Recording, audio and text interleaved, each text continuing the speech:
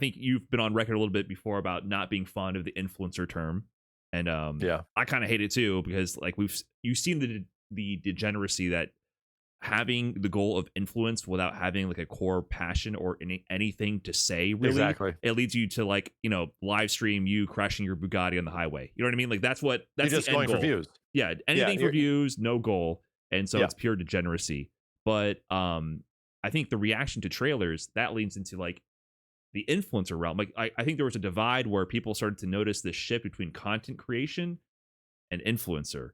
yeah. And I wonder how you feel about that, because I feel like outside looking in, I would, say you're a little bit more the influencer side these days, right? Like Assist Me, it's a bit more content creation, and Sure. then doing the more discussion about topical events and things going on in the scene, discussing current events and finding news. That's a little bit more influencer.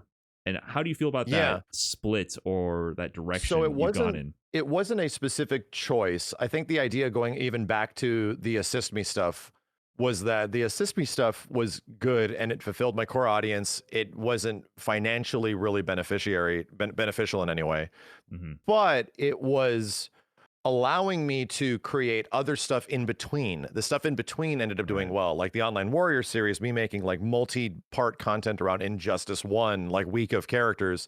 These things would in turn get as much viewership as Assist Me episodes, and they would hit and Right. get sent to the Right. algorithm and whatever at the time existed. To me, it was like, yeah, so the money I would end up actually earning, the livelihood I would earning of all the middle videos, the stuff that was in between all this, of the general gameplay things, are actually what kept me afloat. Like that was what allowed me to even pursue and do stuff and continue doing stuff. It wasn't. It was that not just the Assist Me episodes, just the stuff in between. And the stuff in between was like literal, not evergreen, but things that are specifically relevant.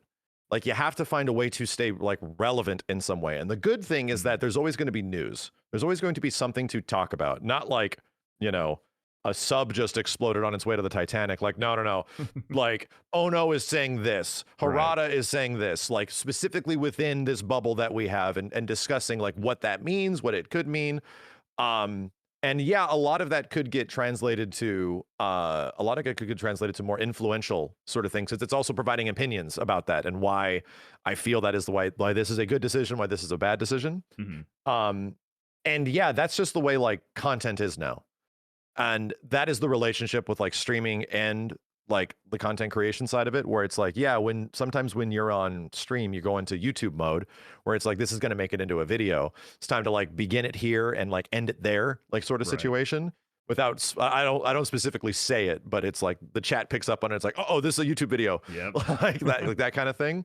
And yeah, that can come across as very like influencer like, but that was the stuff that was always in between. And to be honest, I just started focusing on the in between stuff like permanently, just because it was the most beneficial. It was the most time efficient. It still takes a shit ton of time. It still took a lot of effort to like produce all of that and get it to a point where it makes sense in video format. But those were the things that like was it. Brian, do you remember an era of content creation where people would criticize others, if not you or anybody else, that, oh, this is just pulled from a stream, this is trash? Yes. Like That this is, still yeah, like exists, we I think. remember that. Yeah. Like that was a thing for a long time. Like this isn't just a YouTube video. Like this is specifically just stream footage, like repurposed for YouTube. This is actual trash. Like, Mhm. oh wow. And I picked up on early on that like, no, this just makes sense. Like Mm. this is just like the way to do things. I'm going to fight against this a bit, where it's like not everybody watches a stream, dude. Right. Like I have much more people that are on the YouTube side and the stream side, and then I understood, dude, this YouTube and Twitch audience does not do this. Like very small portions actually cross over. So it's like I am missing, like most of the time I'm streaming, most people are just missing the things I'm saying or doing. They just have no idea. So Right. it's like I started realizing, oh, that saturation can actually be very beneficial. And that was around like 2015-ish. And even Right. at that point, I was still doing multi recordings of gameplay. I was still recording the gameplay here and adding the commentary on top of it. So it wasn't just stream quality, it was higher quality. Like, but most things were just from streams. Like all of the Boss Rage series started from like, let me just do this on stream because it would be fun, you know? Right.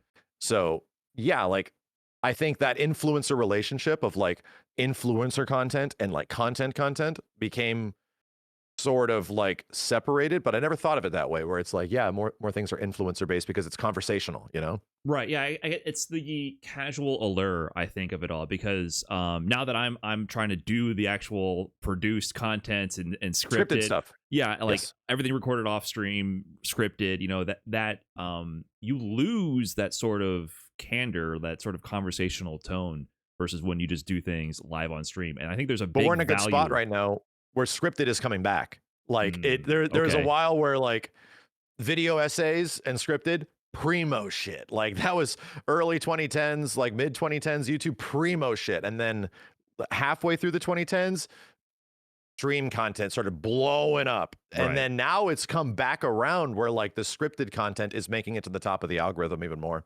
Oh, okay. Well, then maybe I'm catching the right way. We'll see. For me, it was more like just trying to fulfill a creative role, because that stigma of like, oh, this is from stream, this is trash.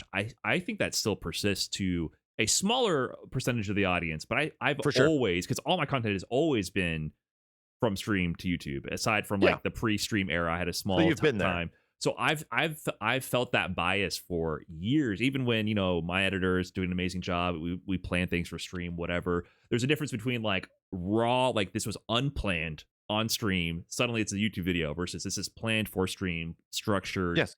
Producing a YouTube video from stream footage. But that stigma is always there, right? It's always like, oh, this is a little Oh, yeah. rough around the edges. It's not planned. The conversation, some scripting could have smoothed this out.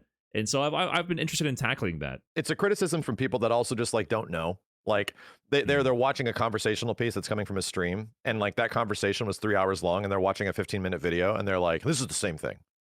And it's like, bro, no, like this is a heavily edited video, Yeah. like made to specifically do one thing and send one message. Yeah, that editing process is insane. To condense things, I think that's the hardest thing in editing. To condense hard. a stream into something digestible for a YouTube video, that is so difficult, and that's why now I pay editors to do that for me. Yep.